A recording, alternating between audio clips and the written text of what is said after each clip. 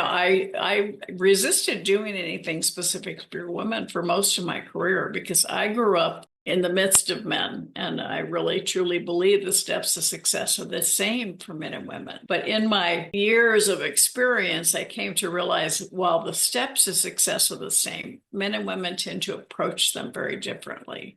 And so I wanted to speak to women from women's voices so that they could relate and say, if she can do this, so can I. That's beautiful. So you named about four, and I invite you to name a couple more if you'd like. But what was your first book? Well, my first book was Rich Dad Poor Dad, obviously the Was it? biggest blockbuster there is. Well, before that, I started and created the talking children's book industry. So I wrote many books in that series, books that had the sound strips down the side, right?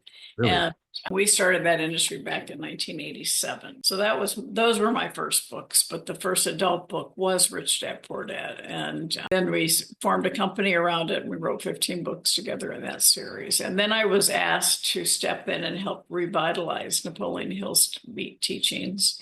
I thought Rich Dad was my legacy. I really did, Ken. I think, and so it's like I made the decision to leave. This is one of those times where you make a decision that's right for you.